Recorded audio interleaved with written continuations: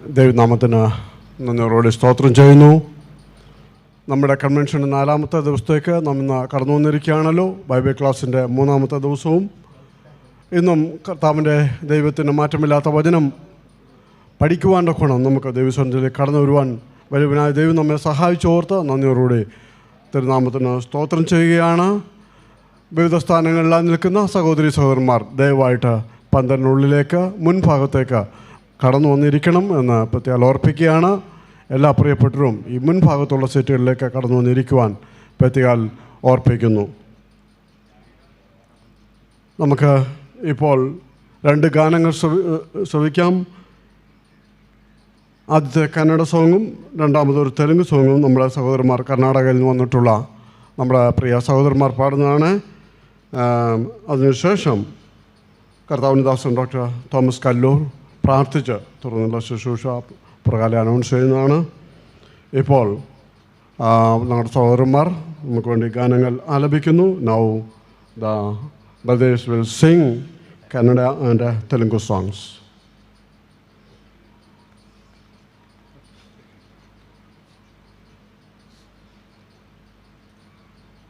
Praise be to God. Good morning. We are so happy to be with you all this morning to praise and worship our living God. We are going to sing 2 songs, one in Kannada, another one in Telugu. First we are going to sing a Kannada song. The meaning of the song is glory, glory, praises now and forever to our Lord Jesus Christ. He loved us, He gave us redemption from the bondage of sin, and He redeemed us, and He has given us joy, happiness, and everything for our life. There's a Kannada song, Mahime Mahime Sada Atanige Yesu Rajanigendigagali. Praise and worship to Lord Jesus Christ today, evermore.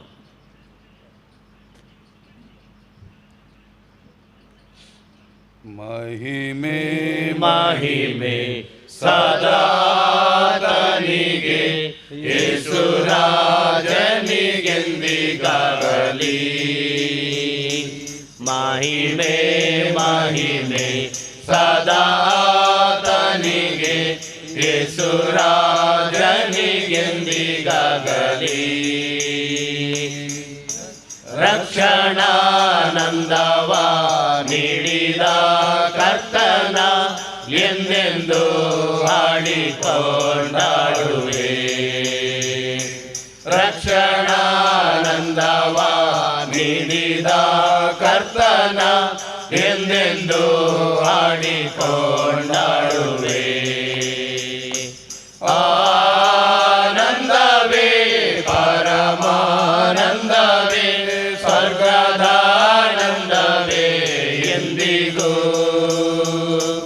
ಆನಂದವೇ ಪರಮಾನಂದವೇ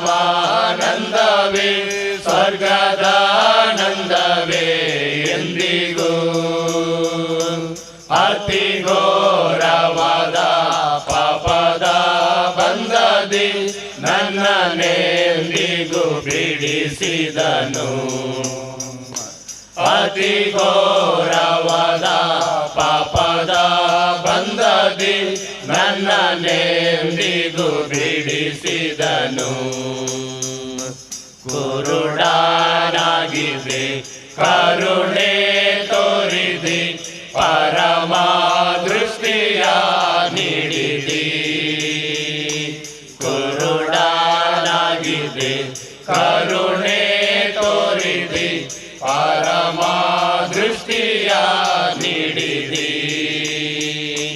ಕರುಣಾ ಸಾಗರ ಪಾಪಿಯ ರಕ್ಷಿಸ ಧರೆಗಿಳಿದು ನೀ ಬಾಂಧವನೇ.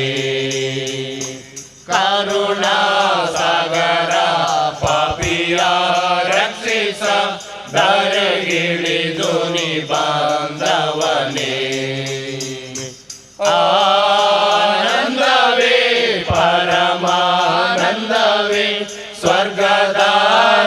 ಆನಂದವೇ ಎಂದಿಗೂ, ಆನಂದವೇ ಪರಮಾನಂದವೇ ಸ್ವರ್ಗದಾನಂದವೇ ಎಂದಿಗೂ. ಅತಿ ಘೋರವಾದ ಪಾಪದ ಬಂಧದಿ ನನ್ನನ್ನೆಂದಿಗೂ ಬಿಡಿಸಿದನು. ಅತಿ ಘೋರವಾದ ಪಾಪದ ಬಂಧದಿ ನನ್ನನ್ನೆಂದಿಗೂ ಬಿಡಿಸಿದನು. ಜೀವ ಮಾರ್ಗದೊಳು ಹೋಗುವೆ ಹೋಗುವೆ, ಯೇಸು ರಾಜನ ಹಿಂದೆ ಹೋಗುವೆ. ಜೀವ ಮಾರ್ಗದೊಳು ಹೋಗುವೆ ಹೋಗುವೆ, ಯೇಸು ರಾಜನ ಹಿಂದೆ ಹೋಗುವೆ. ಪರಲೋಕವನ್ನು ಸೇರುವವರೆಗೆ ಸದಾ ಆತನನ್ನೇ ಸೇವಿಸುವೆ. ಪರಲೋಕವನ್ನು ಸೇರುವವರೆಗೆ ಸದಾ ಆತನನ್ನೇ ಸೇವಿಸುವೆ. ಆನಂದವೇ ಪರಮಾನಂದವೇ ಸ್ವರ್ಗದಾನಂದವೇ ಎಂದಿಗೂ, ಆನಂದವೇ ಪರಮಾನಂದವೇ ಸ್ವರ್ಗದಾನಂದವೇ ಎಂದಿಗೂ. ಅತಿ ಘೋರವಾದ ಪಾಪದ ಬಂಧದಿ ನನ್ನನ್ನೆಂದಿಗೂ ಬಿಡಿಸಿದನು.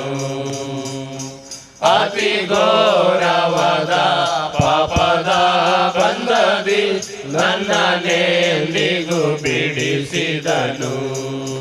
ಮಹಿಮೆ ಮಹಿಮೆ ಸದಾ ಆತನಿಗೆ, ಯೇಸು ರಾಜನಿಗೆಂದಿಗಾಗಲಿ. ಮಹಿಮೆ ಮಹಿಮೆ ಸದಾ ಆತನಿಗೆ, ಯೇಸು ರಾಜನಿಗೆಂದಿಗಾಗಲಿ. ರಕ್ಷಣಾನಂದವ ನೀಡಿದ ಕರ್ತನ ಎಂದೆಂದು ಹಾಡಿಕೊಂಡಾಡುವೆ. ರಕ್ಷಣಾನಂದವ ನೀಡಿದ ಕರ್ತನ ಎಂದೆಂದು ಹಾಡಿಕೊಂಡಾಡುವೆ. The second stanza says that He saved me. He gave me the redemption. So I have decided to follow Him all through my life. Now we are going to sing another Telugu song. Yes, Jesus Christ is my God. He loved me, saved me, and is leading me. Okay. యేసయ్య మన దేవుడు, లోకాన నిజ దేవుడు. యేసయ్య మన దేవుడు, లోకాన నిజ దేవుడు. వేదాలే మానేయాలి, వాదాలే వదిలేయాలి. వేదాలే మానేయాలి, వాదాలే వదిలేయాలి. యేసయ్య మన దేవుడు, లోకాన నిజ దేవుడు. యేసయ్య మన దేవుడు, లోకాన నిజ దేవుడు. మనమంతా చేసిన పాపం కోసం తన సొంత ప్రాణాన్ని అర్పించాడు.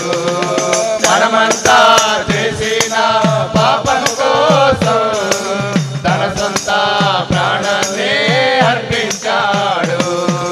మృత్యుంజయుడై తిరిగి లేచాడు, మృత్యుంజయుడై తిరిగి లేచాడు.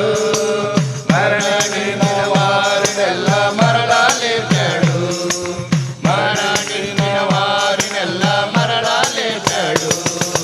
యేసయ్య మన దేవుడు, లోకాన నిజ దేవుడు. యేసయ్య మన దేవుడు లోకాన నిజ దేవుడు యేసయ్యా అందరికీ ఉపకారి ఈ లోకమంతా ఏకమై పూజించాలి యేసయ్యా అందరికీ ఉపకారి ఈ లోకమంతా ఏకమై పూజించాలి రెండవసారి రానయ్యున్నాడు రెండవసారి రానయ్యున్నాడు సిద్ధంగా ఉండమని సెలవిచ్చాడు సిద్ధంగా ఉండమని సెలవిచ్చాడు యేసయ్యా మన దేవుడు లోకాన నిజ దేవుడు యేసయ్యా మన దేవుడు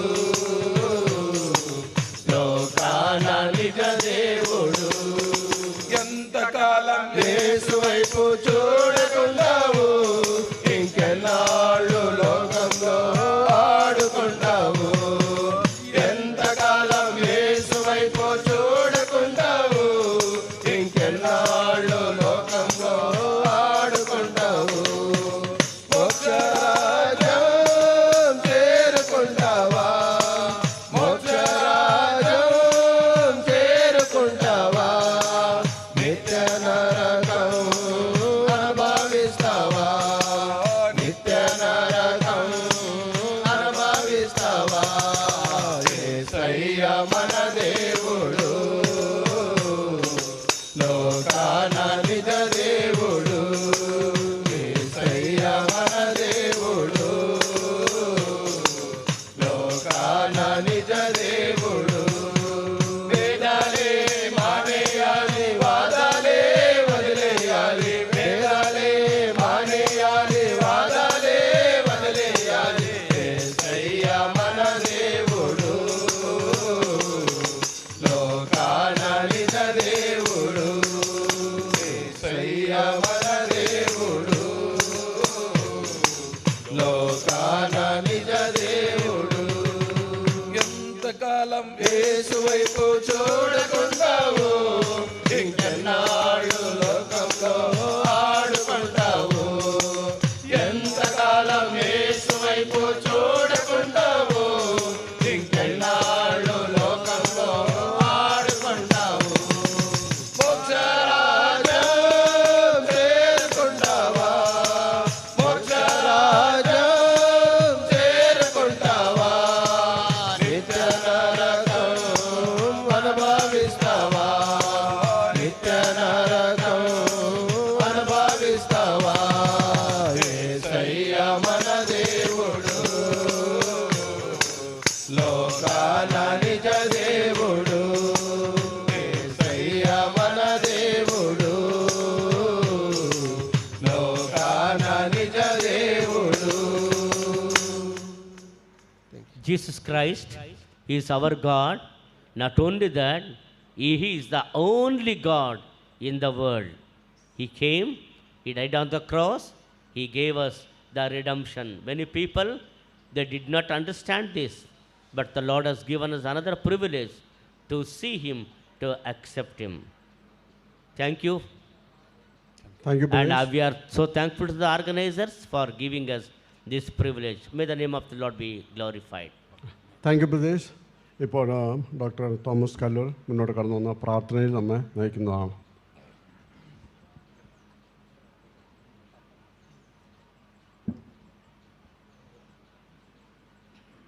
Shall we bow our heads in prayer? Our loving Heavenly Father, we thank you for this beautiful morning thou hast given us to be in thy presence as thy redeemed children. Lord, how privileged we are. What a blessed people we are. We know that we were not worthy for this. We were dead in our sins and trespasses. We were away from the commonwealth of Israel. We were alien to thy covenants. But in thy great love, thou hast loved us and made us thy children, and blessed us with all the blessings in Christ Jesus. Kept us in the heavenlies. We thank you. Thank you, Lord, for this general convention we are having. So far thou hast been an Ebenezer to us, good to us. Thank you for speaking to us through thy servants.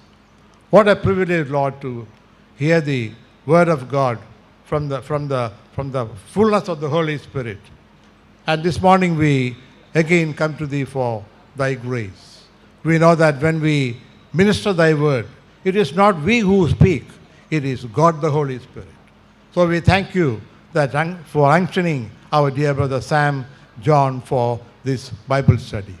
We pray that as we listen to us, we pray that thy grace may be with each one of us. We also commit the other programs of this day and seek thy blessing. We know, Lord, thou art our dwelling place, our refuge. And in every situation in our life, we know that thou art the one who is close to us. Thy grace is more than sufficient for us. Once again, we look to thee for thy grace. Thank you for listening to our prayer. We ask this prayer in the precious and loving name of our Savior, Lord Jesus Christ. Amen.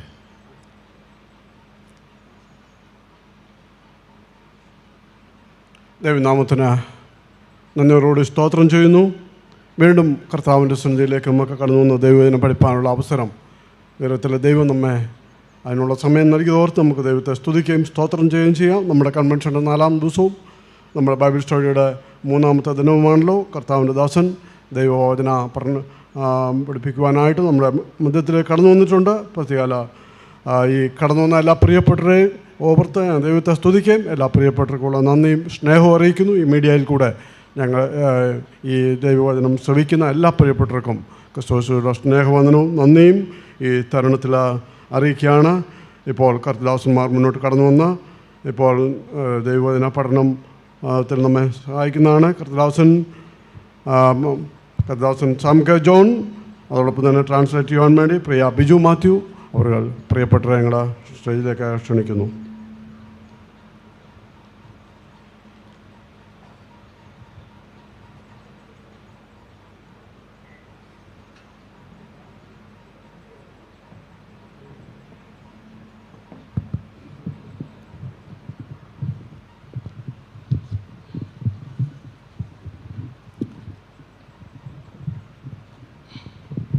Let us praise and thank the Lord for the new day that Lord has provided us. ദൈവം നമുക്ക് നൽകിയ ഈ പുതിയ ദിവസത്തെ ഓർത്ത് ദൈവത്തിന് സ്തോത്രം ചെയ്യാം. And thank you, dear brothers from Karnataka, for helping us with a beautiful Kannada and also a Telugu song. കന്നഡയിലും തെലുങ്കുവിലും മനോഹരമായ ഗാനങ്ങൾ പാടി ഞങ്ങളെ സഹായിച്ച പ്രിയ സഹോദരന്മാർക്ക് നന്ദി അറിയിക്കുന്നു. This being my last session at this convention, I would like to express my gratitude to the convention committee for the invitation that was extended to me. ഈ കൺവെൻഷനിലെ എൻ്റെ ഒടുവിലത്തെ ദിവസമാണ് ഇന്ന്. എന്നെ ഈ കൺവെൻഷനിലേക്ക് ക്ഷണിച്ച കൺവെൻഷൻ കമ്മിറ്റി ചുമതലപ്പെട്ടവരോടുള്ള നന്ദി ഞാൻ അറിയിക്കുന്നു. In particular, I want to thank Sam Guttichayan, who was communicating with me with regard to the convention, and all others who have been supportive. പ്രത്യേകിച്ച് പി സാങ്കുട്ടിച്ചായനോടുള്ള നന്ദി അറിയിക്കുന്നു. താനാണ് എന്നെ കൺവെൻഷനുള്ള ബന്ധത്തിൽ വിളിക്കുകയും അതുപോലുള്ള കാര്യങ്ങൾ അറിയിക്കുകയും ചെയ്തത്. So for the morning Bible studies, we have been looking at the theme of restoring relationships. പ്രഭാത ബൈബിൾ സ്റ്റഡിയിൽ നാം ചിന്തിച്ചുകൊണ്ടിരുന്ന വിഷയം ബന്ധങ്ങളുടെ പുനഃസ്ഥാപനം എന്നുള്ളതാണ്. And the theme verse is taken from Galatians chapter 5 verse 15. അതിന് പ്രധാനമായ വാക്യം നമ്മൾ തിരഞ്ഞെടുത്തത് ഗലാത്യലേഖനം 5-ാം അധ്യായം 15-ാമത്തെ വാക്യമാണ്. So we will read that again, Galatians chapter 5 verse 15. ഒരിക്കൽ കൂടെ ഗലാത്യലേഖനം 5-ാം അധ്യായം 15-ാം വാക്യം നമുക്ക് വായിക്കാം. But if you bite and devour one another, watch out that you are not consumed by one another. നിങ്ങൾ അന്യോന്യം കടിക്കുകയും തിന്നുകളയുകയും ചെയ്താലോ ഒരുവനാൽ ഒരുവൻ ഒടുങ്ങിപ്പോകാതിരിപ്പാൻ സൂക്ഷിച്ചുകൊള്ളുവിൻ. On the first day, our focus was on attitudes and actions that destroy relationships. പ്രാരംഭ ദിവസം നാം ചിന്തിച്ച വിഷയം ബന്ധങ്ങളെ തകർക്കുന്ന മനോഭാവങ്ങളും പ്രവൃത്തികളെയും കുറിച്ചാണ്. Yesterday, our focus was on attitudes and actions that restore broken relationships. ഇന്നലെ നാം ചിന്തിച്ചത് തകർക്കപ്പെട്ട ബന്ധത്തെ യഥാസ്ഥാനപ്പെടുത്തുന്നതിനുള്ള ബന്ധത്തിലുള്ള പ്രവൃത്തികളും മനോഭാവങ്ങളെയും കുറിച്ചാണ്. And we will continue with the same focus even this morning. ഇന്ന് രാവിലെയും അതേ വിഷയമാണ് നമ്മൾ തുടരുവാൻ ആഗ്രഹിക്കുന്നത്. Instead of devouring one another, Paul exhorts us that we build each other, we serve one another in love. അന്യോന്യം തിന്നുകളയുന്നതിന് പകരം പരസ്പരം നാം പണിയുന്നവരായിരിക്കണം, സ്നേഹത്തിൽ അത് ചെയ്യുന്നവരായിരിക്കണമെന്നാണ് പൗലോസ് പ്രബോധിപ്പിക്കുന്നത്. In Galatians chapter 5, if you look at verse 14, we read, "For the whole law is fulfilled in one word, you shall love your neighbor as yourself." Galatia ലേഖനം 5:14 നമ്മൾ വായിക്കുന്നത് പോലെ കൂട്ടുകാരനെ നിന്നെപ്പോലെ തന്നെ സ്നേഹിക്കണം എന്നുള്ള ഏകവാക്യത്തിൽ ന്യായപ്രമാണം മുഴുവനും അടങ്ങിയിരിക്കുന്നു. So when Christ was here on this earth, this is one of those things that he wanted his disciples to understand. യേശുക്രിസ്തു ഈ ഭൂമിയിലായിരുന്നപ്പോൾ തൻ്റെ ശിഷ്യന്മാർ ചെയ്യണമെന്ന് കർത്താവ് ആഗ്രഹിച്ച കാര്യമാണിത്.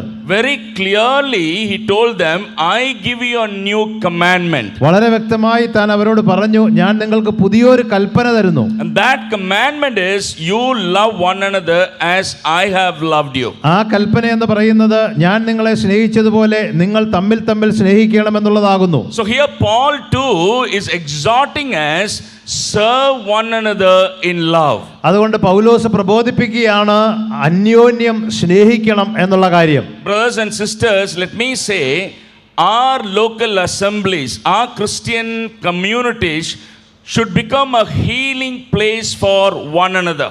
നമ്മുടെ സ്ഥലം സഭ എന്ന് പറയുന്നത് പരസ്പരം ഒരു സൗഖ്യം ലഭിക്കുന്ന സ്ഥലമായി മാറേണ്ടതായിട്ടുണ്ട്. A place where we come for healing, care and experience compassion. പരസ്പരം അനുഭവിക്കുവാനായിട്ട് അനുകമ്പയും അതുപോലെ ആർദ്രതയും സ്നേഹവും ആശ്വാസവും സൗഖ്യവും അനുഭവിക്കുന്ന സ്ഥലമായി നമ്മുടെ സ്ഥലം സഭകൾ മാറണം. In the same epistle, chapter 6, Paul reminds us that we are to carry one another's burdens. ഇതേ ലേഖനത്തിൽ 6-ാം അധ്യായത്തിലേക്ക് വരുമ്പോൾ അപ്പോസ്തലൻ പറയുകയാണ്, നാം അന്യോന്യം ഭാരങ്ങളെ ചുമക്കണം. Brothers and sisters, where this spirit is missing, there you will find all kinds of dissensions and strife, people trying to devour one another. ഇങ്ങനെയുള്ള കാര്യം സഭകളിൽ ഇല്ലാതെ വരുമ്പോഴാണ് അവിടെ പരസ്പരം തിന്നുകയും കടിക്കുകയും ചെയ്യുന്ന ഒരു സ്വഭാവം ഉണ്ടാകുന്നത്. I don't know about your particular assemblies, നിങ്ങളുടെ സ്ഥലം സഭകളെ കുറിച്ച് എനിക്ക് കാര്യമായി അറിയില്ല. but there are many Christian communities and assemblies where the very place and the very community has become so toxic in nature. നിങ്ങളുടെ സ്ഥലം സഭകളെ കുറിച്ച് എനിക്കറിയില്ല, പക്ഷേ അനേക സ്ഥലം സഭകളിലും അനേക സമൂഹങ്ങളിലും അവിടുത്തെ അന്തരീക്ഷം എന്ന് പറയുന്നത് വിഷമയമായ ഒരു അന്തരീക്ഷമാണ് കാണുവാൻ കഴിയുന്നത്. There people are waiting to find fault in one another's life. അന്യോന്യമുള്ള തെറ്റുകളെ കണ്ടുപിടിക്കാനുള്ള ഒരു പ്രവണതയാണ് പലയിടത്തും കാണുന്നത്. There people are waiting to criticize one another. പരസ്പരം വിമർശിക്കുന്ന ഒരു പ്രവണതയാണ് കാണുന്നത്. Instead of no love that covers multitudes of sins, people are waiting there to expose one another. പാപത്തിന്റെ ബഹുത്വത്തെ മറക്കുന്ന സ്നേഹത്തിന് പകരമായിട്ട് അവിടെ കാണുന്നത് മറ്റുള്ളവരുടെ പാപത്തെ വരച്ചു കാട്ടുന്ന ഒരു പ്രകൃതമാണ്. In such fellowships, there are no possibilities of openness and trusting one another. അങ്ങനെയുള്ള കൂടിവരവുകളിൽ കൂട്ടായ്മകളിൽ ഒരു തുറന്ന മനസ്ഥിതിയില്ല, പരസ്പരം കാര്യങ്ങളെ ഷെയർ ചെയ്യാൻ പറ്റുന്നില്ല. Of course they come together very often, അവര് മിക്കപ്പോഴും ഒരുമിച്ച് കൂടി വരാറുണ്ട്. and the relationships remain very superficial. ബന്ധങ്ങൾ പുറമേ മാത്രമായിട്ട് ഒതുങ്ങുകയാണ്. They smile at each other, they shake hands with one another, പരസ്പരം പുഞ്ചിരിക്കാറുണ്ട്, കൈകൾ കൊടുക്കാറുണ്ട്. but then there is no sincerity, there is no openness. People are not able to trust one another. എന്നാൽ ആത്മാർത്ഥതയില്ലാത്ത ഒരു അന്തരീക്ഷം, പരസ്പരം വിശ്വസിക്കാൻ പറ്റാത്ത ഒരു സാഹചര്യം. In such places, many people live in the fear that no, the other person could hurt them anytime. അങ്ങനെയുള്ള സന്ദർഭങ്ങളിൽ അനേകർ ഭയത്തോടെയാണ് കഴിയുന്നത്. മറ്റേ വ്യക്തിക്ക് ഈ വ്യക്തിയെ വേദനിപ്പിക്കാനുള്ള എല്ലാ സാധ്യതകളുമുണ്ട്. And you will hardly find people openly sharing their concerns and struggles because the very environment is not healthy but very toxic. അന്തരീക്ഷം വളരെ വിഷമയമായതുകൊണ്ട് അങ്ങനെയുള്ള സന്ദർഭങ്ങളിൽ, അങ്ങനെയുള്ള അന്തരീക്ഷത്തിൽ പരസ്പരം കാര്യങ്ങളെ തുറന്നു പറയുവാനുള്ള വളരെ വിഷമം അവിടെ കാണപ്പെടുകയാണ്. Some months ago, one brother came to me and asked me, "Brother, I'm going to write a very important exam that will determine my career. Please keep that matter in your personal prayers." ചില മാസങ്ങൾക്ക് മുമ്പ് ഒരു സഹോദരൻ്റെ അടുക്ക വന്ന് പറഞ്ഞു, സഹോദര, ഞാനൊരു പ്രത്യേക പരീക്ഷ എഴുതാൻ പോവുകയാണ്, എൻ്റെ ഭാവി നിർണ്ണയിക്കുന്ന പരീക്ഷയാണ്, ആ കാര്യം പ്രത്യേക പ്രാർത്ഥനയിൽ ഓർക്കണമെന്ന് പറഞ്ഞു. So during the course of the conversation, I asked him, "Have you shared the same thing with your brothers and sisters in the assembly?" ആ സംഭാഷണ മധ്യേ ഞാൻ അദ്ദേഹത്തോട് ചോദിച്ചു, ഈ വിഷയം നിങ്ങളുടെ സഭയിലുള്ള മറ്റുള്ളവരുമായി നിങ്ങൾ പങ്കുവെച്ചുവോ? To that he said, "I don't want anybody in the assembly even to know about this." അദ്ദേഹം പറഞ്ഞത് ഇപ്രകാരമാണ്, വേറെ ആരും ഇത് അറിയണമെന്ന് ഞാൻ ആഗ്രഹിക്കുന്നില്ല. So I asked him, "Why is that?" എന്തുകൊണ്ടാണ് അങ്ങനെ എന്ന് ഞാൻ അദ്ദേഹത്തോട് ചോദിച്ചു. And what he replied was very, very shocking. അദ്ദേഹം പറഞ്ഞ മറുപടി വളരെ ഷോക്കിംഗ് ആയിട്ടുള്ള മറുപടി ആയിരുന്നു. "Brother, they will all say that they will pray for me. അവരെല്ലാം എനിക്ക് വേണ്ടി പ്രാർത്ഥിക്കുമെന്ന് അവരെന്നോട് പറയുമെന്ന് എനിക്ക് അറിയാം But സഹോദര. many people in the assembly, they don't really want me to succeed in life." എന്നാൽ ഈ സഭയിലുള്ള അനേകം ആളുകളും ഞാൻ ജീവിതത്തിൽ വിജയിക്കണമെന്ന് ആഗ്രഹിക്കുന്നവരല്ല. So if at all I write this exam and happen to fail in the exam, ഞാൻ ഈ പരീക്ഷ എഴുതി പരാജയപ്പെട്ടു എന്ന് വിചാരിക്കുക, when this church comes to know about my failure, എന്റെ പരാജയത്തെ സഭ അറിഞ്ഞാൽ there will be many people to make fun of me. അവരെന്നെ പരിഹസിക്കും, അനേകരെന്നെ പരിഹസിക്കും. Maybe there will be many people to rejoice in my failure. അനേകർ ഒരുപക്ഷെ എന്റെ തോൽവിയിൽ സന്തോഷിക്കുന്നവരുണ്ടായിരിക്കാം. Therefore, I don't want anyone to know. If I pass in the exam, then I will tell the assembly. അതുകൊണ്ട് അവരതറിയാൻ ഞാൻ ആഗ്രഹിക്കുന്നില്ല. പരീക്ഷയിൽ ഞാൻ പാസ്സായാൽ ഞാൻ അവരെ അറിയിക്കാനാണ് ആഗ്രഹിക്കുന്നത്. Brothers and sisters, I don't know about your respective assemblies. എന്റെ പ്രിയ സഹോദരി സഹോദരന്മാരെ, നിങ്ങളുടെ സഭയെക്കുറിച്ച് എനിക്ക് അറിയില്ല. But there are many places where believers are finding it difficult to really open out their struggles. എന്നാൽ അനേക സഭകളിലും വിശ്വാസികൾ അവരുടെ അവസ്ഥകളെ തുറന്നു പറയാൻ വിഷമിക്കുന്നത് കാണാറുണ്ട്. I know places where believers have hidden their illness and suffering for many months, not telling the assembly. അനേക സഭകളിലുള്ള വിശ്വാസികൾ അവരുടെ രോഗങ്ങളെക്കുറിച്ചും പ്രശ്നങ്ങളെക്കുറിച്ചും അവർ മറച്ചു വെച്ചിരിക്കുകയാണ്. സഭയിൽ പറയാൻ അവർക്ക് കഴിയുന്നില്ല. You know why? എന്തുകൊണ്ടാണ്? Church is not a healthy place. Church is not a healing place. Rather, many assemblies have become so toxic. സഭ എന്ന് പറയുന്നത് അങ്ങനെ ഒരു സൗഖ്യം നൽകുന്ന, ആശ്വാസം നൽകുന്ന ഒരു സ്ഥലമായിട്ട് മാറുന്നില്ല. നേരെ മറിച്ച് വിഷമയമായ ഒരു അന്തരീക്ഷമാണ് പല സഭകളിലും കാണുന്നത്. And I want to talk about two destructive behaviors that all of us should be very much aware of. നാം എല്ലാവരും വളരെ നന്നായി മനസ്സിലാക്കിയിരിക്കേണ്ടുന്ന നശിപ്പിക്കത്തക്ക രണ്ട് സ്വഭാവങ്ങളെ കുറിച്ച് പറയാൻ ആഗ്രഹിക്കുകയാണ്. The first one is wounding an already wounded person. ഒന്നാമത്തേതെന്ന് പറയുന്നത് മുറിവേറ്റവനായ വ്യക്തിയെ വീണ്ടും മുറിപ്പെടുത്തുന്നു. It is shooting a person who is already struggling in his life. ജീവിതത്തിൽ കരകയറാൻ ബുദ്ധിമുട്ടുന്ന ഒരു വ്യക്തിയെ വെടിവെച്ച് കൊല്ലുന്നതിന് തുല്യമാണത്.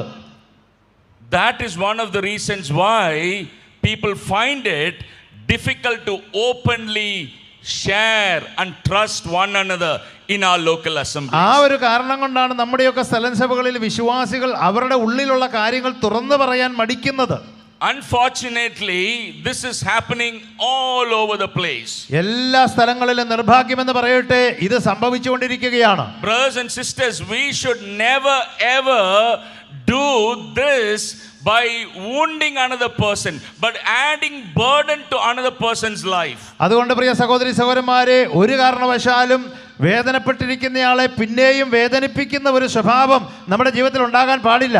Maybe somebody is going through a financial crisis. ഒരുപക്ഷെ സാമ്പത്തിക പ്രശ്നത്തിലൂടെ കടന്നു പോകുന്ന വ്യക്തിയായിരിക്കാം. Maybe somebody has lost a job in his family. ഒരുപക്ഷെ ജോലി നഷ്ടപ്പെട്ട ആളായിരിക്കാം. Maybe some family member is undergoing terrible sickness. ജീവിതത്തിൽ വലിയ രോഗങ്ങളിലൂടെ കടന്നു പോകുന്ന ഒരു കുടുംബാംഗമായിരിക്കാം. Whatever could be the reason, എന്ത് തന്നെ ആയിരിക്കട്ടെ കാരണം, we need to remember, നാം ഓർക്കേണ്ടത്, we are there to help them out. We are there to lift them up, not to pass judgments. നാം അവരെ സഹായിക്കാനാണ് അവിടെ ഉള്ളത്, നാം അവരെ ഉയർത്താനാണുള്ളത്, അല്ലാതെ അവരെ കുറ്റം വിധിക്കാനല്ല. When we think about the God of the Bible, ദൈവവചനത്തിലെ ദൈവത്തെക്കുറിച്ച് നമ്മൾ പഠിക്കുമ്പോൾ, God has revealed his character to us. ദൈവത്തിന്റെ സ്വഭാവം ദൈവം വെളിപ്പെടുത്തിയിട്ടുണ്ട്. How does God treat a fallen person? വീണുപോയ, തെറ്റിലകപ്പെട്ടു പോയ ഒരു മനുഷ്യനെ ദൈവം എങ്ങനെയാ പരിഗണിക്കുന്നത്? How does God treat a suffering person? കഷ്ടമനുഭവിക്കുന്നവരോട് ദൈവം എങ്ങനെയാ ഇടപെടുന്നത്? How does God treat a person who is undergoing the low point of his life? ജീവിതത്തിൽ ഏറ്റവും താഴ്ചയിലൂടെ കടന്നു പോകുന്ന ആളോട് ദൈവം എങ്ങനെയാ ഇടപെടുന്നത്? Let me just bring before you one verse that reveals God's character. ദൈവത്തിന്റെ സ്വഭാവത്തെ വെളിപ്പെടുത്തുന്ന ഒരു വാക്യം നിങ്ങളുടെ മുമ്പിൽ കൊണ്ടുവരാൻ ആഗ്രഹിക്കുന്നു. In Matthew chapter 12 verse 20, മത്തായിയുടെ സുവിശേഷം 12-ാം അധ്യായം 20-ാമത്തെ വാക്യത്തിൽ, Matthew chapter 12 verse 20, മത്തായിയുടെ സുവിശേഷം 12-ാം അധ്യായം 20-ാം വാക്യം, അവൻ്റെ നാമത്തിൽ ജാതികൾ പ്രത്യാശ വയ്ക്കും എന്നിങ്ങനെ യെശയ്യാ പ്രവാചകൻ മുഖാന്തരം അരുളിച്ച് നിവർത്തിയാകുവാൻ സംഗതി വന്നു. Verse 19. ചതഞ്ഞ ഓട അവൻ ഒടിച്ചു കളകയില്ല, പുകയുന്ന തിരി കെടുത്തു കളകയില്ല, അവൻ ന്യായവിധി ജയത്തോളം നടത്തും, അവൻ്റെ നാമത്തിൽ ജാതികൾ പ്രത്യാശ വയ്ക്കും. brothers and sisters, പ്രിയ സഹോദരീ സഹോദരങ്ങളെ, who is our God? നമ്മുടെ ദൈവം ആരാണ്? What is his nature? അവന്റെ പ്രകൃതം എന്താണ്? And here we read, he will not break a bruised reed. ഇവിടെ വായിക്കുന്നത് ചതഞ്ഞ ഓട ഒടിച്ചു കളയുന്നവനല്ല അവൻ. He will not snuff out a smoldering wick. പുകയുന്ന തിരിയെ ഒരിക്കലും അവൻ കെടുത്തി കളയില്ല. That is his nature. അതാണ് അവന്റെ സ്വഭാവം. His nature is sustaining those who are struggling. കഷ്ടം അനുഭവിക്കുന്നവരെ എങ്ങനെയെങ്കിലും ഉയർത്തിക്കൊണ്ടുവരുന്ന സ്വഭാവമാണ് ദൈവത്തിൻ്റെത്. Don't we realize this is the God we serve? ഇങ്ങനെയുള്ള ഒരു ദൈവത്തെയാണ് നമ്മൾ ആരാധിക്കുന്നതെന്ന് നമ്മൾ മനസ്സിലാക്കുന്നുണ്ടോ? Are we not the children of this God? നമ്മൾ ഇങ്ങനെയുള്ള ഒരു ദൈവത്തിന്റെ മക്കളാണെന്ന് തിരിച്ചറിയുന്നുണ്ടോ? In the Bible, there are many passages that helps us to understand the very heart of God towards a fallen person. വീണുപോയ, തെറ്റിലകപ്പെട്ടു പോയ ഒരു മനുഷ്യനോടുള്ള ബന്ധത്തിലുള്ള ദൈവത്തിന്റെ ഹൃദയത്തെ വെളിപ്പെടുത്തുന്ന അനേക വേദഭാഗങ്ങൾ ബൈബിളിലുണ്ട്. There are many verses even in the book of Proverbs. സദൃശ്യവാക്യങ്ങളിൽ പോലും അനേക വേദഭാഗങ്ങൾ അങ്ങനെയുണ്ട്. Now, when it comes to how you need to treat or handle your enemy, നിങ്ങളുടെ ശത്രുക്കളെ നിങ്ങൾ എങ്ങനെയാണ് കൈകാര്യം ചെയ്യേണ്ടത് എന്ന വിഷയം നമ്മൾ പഠിക്കുമ്പോൾ, the Lord very clearly said, do not rejoice even when the enemy falls down. നിന്റെ ശത്രു വീഴുമ്പോൾ പോലും നീ ചിരിക്കരുതെന്നാണ് ദൈവം പറയുന്നത്. Do not be really gladdened in your heart because an enemy stumbles. നിന്റെ ശത്രു വീഴുമ്പോൾ നിന്റെ ഹൃദയത്തിൽ നീ സന്തോഷിക്കരുത്. And the Bible very clearly says, Bible വളരെ വ്യക്തമായി പറയുന്നു, even treat your enemy with dignity. നിന്റെ ശത്രുവിനെ പോലും അന്തസ്സോടെ അവനോട് പെരുമാറണം. Now I want to ask you, if this is the God whom we serve, ഇങ്ങനെയുള്ള ഒരു ദൈവമാണ് നമ്മൾ സേവിക്കുന്ന ദൈവമെങ്കിൽ, and then how can we treat our fellow brothers and sisters with contempt? How can we devour one another? എങ്ങനെയാണ് നമ്മുടെ കൂട്ടു സഹോദരന്മാരോടും സഹോദരിമാരോടും വെറുപ്പോടെയും അവരെ തിന്നുകളയുന്ന മനോഭാവത്തോടെയും ജീവിക്കാൻ കഴിയുക? There is also one other important analogy that Paul brings in the New Testament. പുതിയ നിയമത്തിൽ അപ്പോസ്തലനായ പൗലോസ് കൊണ്ടുവരുന്ന ഒരു സാദൃശ്യം നമുക്ക് കാണാനായിട്ട് സാധിക്കും. Christ is the head of the church. We all agree with that. നാം എല്ലാവരും സമ്മതിക്കുന്ന കാര്യമാണ് യേശുക്രിസ്തു സഭയുടെ തലയാണെന്നുള്ളത്. And we are all the members of his body. ആ തലയുടെ ശരീരത്തിന്റെ അവയവങ്ങളാണ് നമ്മൾ ഓരോരുത്തരും. And then Paul, using this analogy, is saying when one member of the body suffers, the other member also suffers. പൗലോസ് തരുന്ന സാദൃശ്യം എന്താണെന്ന് ചോദിച്ചാൽ, ശരീരത്തിലെ ഒരവയവം കഷ്ടമനുഭവിക്കുമ്പോൾ ബാക്കി അവയവങ്ങളും കഷ്ടമനുഭവിക്കുകയാണ്. So when one member of the body rejoices, yes, it is also an opportunity for another member to rejoice. ശരീരത്തിലെ ഒരവയവം സന്തോഷിക്കുമ്പോൾ അത് മറ്റൊരവയവത്തിന് സന്തോഷിക്കാനുള്ള അവസരമാണ്. Is that how we treat one another in our assemblies? അങ്ങനെയാകുന്നുവോ നമ്മുടെ സ്ഥലം സഭകളിൽ നമ്മൾ പരസ്പരം ഇടപെടുന്നത്? Do we really suffer with a suffering brother? കഷ്ടം അനുഭവിക്കുന്ന സഹോദരന്റെ കൂടെ നാമും ആ കഷ്ടത്തിൽ ചേരാറുണ്ടോ? Or because of some unresolved bitterness and anger, when a fellow brother or sister falls, do we secretly rejoice in that? ഏതെങ്കിലും ഒരു കൂട്ട സഹോദരനോ സഹോദരിയോ തെറ്റിലകപ്പെട്ടു പോകുമ്പോൾ പണ്ടങ്ങാണ്ടോ പരിഹരിക്കപ്പെടാത്ത ഒരു പ്രശ്നം നമ്മുടെ ഉള്ളിൽ കിടക്കുന്നത് കൊണ്ട് നാം സന്തോഷിക്കുകയാണ് ആ സന്ദർഭത്തിൽ. The second destructive behavior that we should be aware of, നാശയോഗ്യമായ രണ്ടാമത്തെ സ്വഭാവം നാം പ്രത്യേകം ഓർത്തിരിക്കേണ്ടത്, it is to interpret another man's suffering.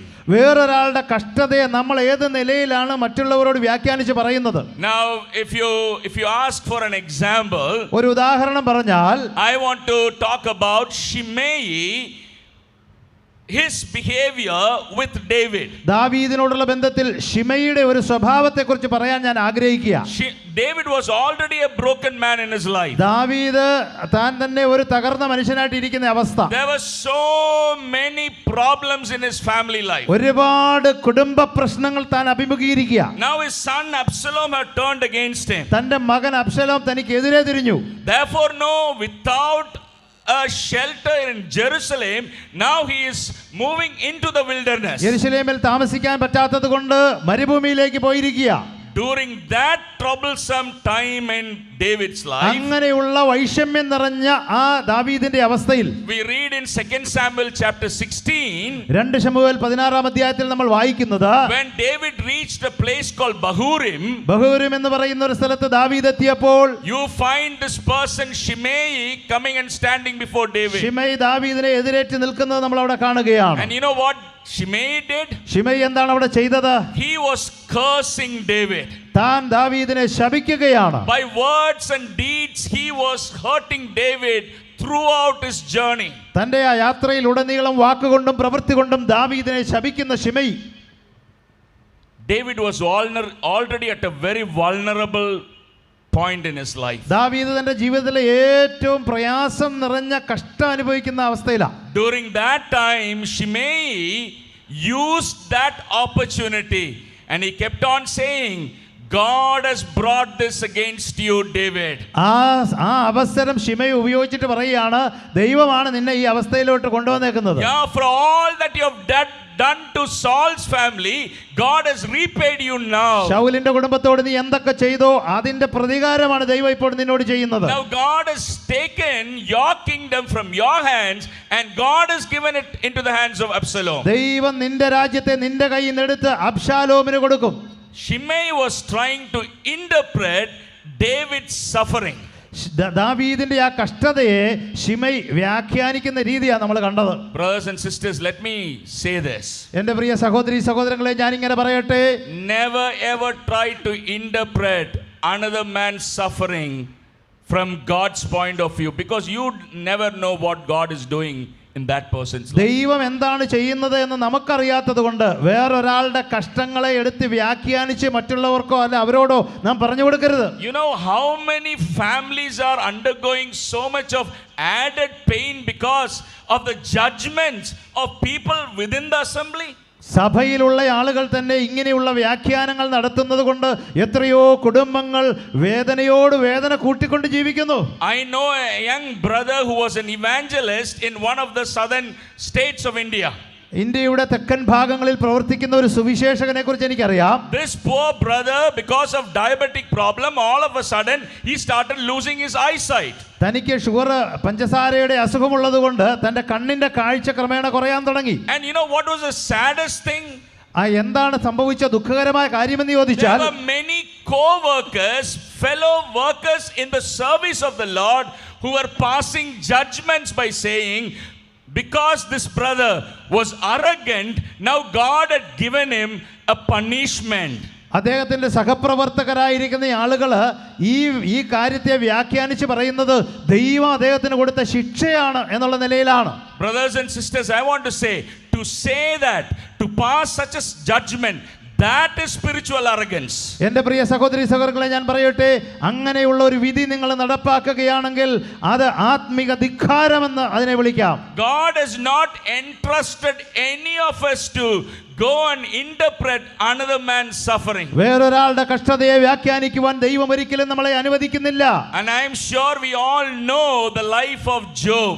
ഇയ്യോബിന്റെ ജീവിതത്തെ നമുക്ക് എല്ലാവർക്കും അറിയാമല്ലോ. He was a righteous man, വളരെ നീതിമാനായ ഒരു മനുഷ്യൻ, a blameless man, കുറ്റമില്ലാത്ത മനുഷ്യൻ. and he had some godly friends. തനിക്ക് ദൈവഭക്തരായ സുഹൃത്തുക്കൾ ഉണ്ടായിരുന്നു. But those godly friends were not able to understand what God was doing in Job's life. എന്നാൽ ആ ദൈവഭക്തരായ സുഹൃത്തുക്കൾക്ക് പോലും ദൈവം എന്താണ് ഇയ്യോബിന്റെ ജീവിതത്തിൽ ചെയ്യുന്നതെന്ന് മനസ്സിലായിരുന്നില്ല. So what did they do? അവരെന്ത് ചെയ്തു? They came, അവർ വന്നിട്ട് instead of giving him comfort, they added fuel to his misery. അവൻ ആശ്വാസം കൊടുക്കുന്നതിന് പകരം അഗ്നിയിൽ എണ്ണ ഒഴിക്കുന്ന പരിപാടിയാണ് അവർ ചെയ്തത്. And what did they say? അവരെന്ത് പറഞ്ഞു? No, you might have committed some sin against God. നീ എന്തെങ്കിലും തെറ്റ് ചെയ്തിട്ടുണ്ട്, അല്ലാതെ ഇങ്ങനെ വരികയില്ല. Yeah, some secret sin you would have done somewhere. That is why this is happening to you. എവിടെയോ നിന്റെ ജീവിതത്തിൽ രഹസ്യ പാപമുണ്ട്. Dear brothers and sisters, എൻ്റെ പ്രിയ സഹോദരി സഹോദരന്മാരെ, let us not do that. നമുക്കൊരിക്കലും അത് ചെയ്യാൻ പാടില്ല. When you do that, നാം അത് ചെയ്യുമ്പോൾ, as Paul says, you are biting and devouring one another. പൗലോസ് പറയുന്നത്, നിങ്ങൾ അന്യോന്യം തിന്നുകയും കടിക്കുകയും ചെയ്യുകയാണ്. You are not building up one another. നിങ്ങൾ ആരെയും പരസ്പരം പണിയുന്നവരാകുന്നില്ല. You are not serving one another in love. നിങ്ങൾ സ്നേഹത്തിൽ അന്യോന്യം ശുശ്രൂഷിക്കുന്നില്ല. There was a time when Jesus had to very specifically talk to the disciples about this. യേശുക്രിസ്തു ഒരു സന്ദർഭത്തിൽ ശിഷ്യന്മാരോട് ഈ കാര്യത്തെക്കുറിച്ച് വ്യക്തമായി പറയേണ്ടതായിട്ട് വന്നു. In Luke chapter 13, ലൂക്കോസിന്റെ സുവിശേഷം 13-ാം അധ്യായത്തിലാണ് നമ്മൾ കാണുന്നത്. if you read through the first 5 verses, ആദ്യത്തെ 5 വാക്യങ്ങൾ നമ്മൾ വായിക്കുകയാണെങ്കിൽ we are able to know how Jesus helped his disciples to understand not to judge other people. മറ്റുള്ളവരെ വിധിക്കരുത് എന്ന വിഷയത്തോടുള്ള ബന്ധത്തിൽ ശിഷ്യന്മാർ മനസ്സിലാക്കേണ്ട കാര്യങ്ങൾ അവിടെ പറയുന്നുണ്ട്. Luke chapter 13 verses 1 to 5. ലൂക്കോസിന്റെ സുവിശേഷം 13-ാം അധ്യായം 1 മുതൽ 5 വരെ. ആ സമയത്ത് തന്നെ അവിടെ ഉണ്ടായിരുന്ന ചിലർ പീലാത്തോസ് ചില ഗലീലക്കാരുടെ ചോര അവരുടെ യാഗങ്ങളോടെ കലർത്തിയ വർത്തമാനം അവനോട് അറിയിച്ചു. അതിനെ അവൻ ഉത്തരം പറഞ്ഞത്, ആ ഗലീലക്കാർ ഇതനുഭവിക്കാൻ എല്ലാ ഗലീലക്കാരിലും പാപികളായിരുന്നു എന്ന് നിങ്ങൾക്ക് തോന്നുന്നുവോ? അല്ലല്ല, മാനസാന്തരപ്പെടാഞ്ഞാൽ നിങ്ങൾ എല്ലാവരും അങ്ങനെ തന്നെ നശിച്ചു പോകും എന്ന് ഞാൻ നിങ്ങളോട് പറയുന്നു. അല്ല, ശീലോഹമിലെ ഗോപുരം വീണ് മരിച്ചുപോയ ആ 18 പേർ യെരുശലേമിൽ പാർക്കുന്ന സകല മനുഷ്യരിലും കുറ്റക്കാരായിരുന്നു എന്ന് തോന്നുന്നുവോ? അല്ലല്ല, മാനസാന്തരപ്പെടാഞ്ഞാൽ നിങ്ങളെല്ലാവരും അങ്ങനെ തന്നെ നശിച്ചു പോകും എന്ന് ഞാൻ നിങ്ങളോട് പറയുന്നു. Thank you. Brothers and sisters, here is Christ very clearly explaining to his disciples, everybody, none of us, we don't deserve God's grace and mercy. ഇവിടെ കർത്താവായ യേശുക്രിസ്തു ശിഷ്യന്മാരോട് വളരെ വ്യക്തമായി പറയുകയാണ്, നമ്മളാരും കൃപയും കരുണയും അനുഭവിപ്പാൻ അർഹരല്ല. When you look at another person who is suffering and make a judgment, ഒരു കഷ്ടമനുഭവിക്കുന്ന ഒരു മനുഷ്യനെ നോക്കിയിട്ട് നമ്മൾ അദ്ദേഹത്തെ വിധിക്കുമ്പോൾ, you are saying that I have received grace and mercy, but the other person has not received grace and mercy. നിങ്ങൾ അതിലൂടെ പറയുന്ന വിഷയം എന്താണെന്ന് അറിയാമോ? എനിക്ക് കൃപയും കരുണയും കിട്ടി, അവന് കൃപയും കരുണയും കിട്ടിയില്ല എന്നാ.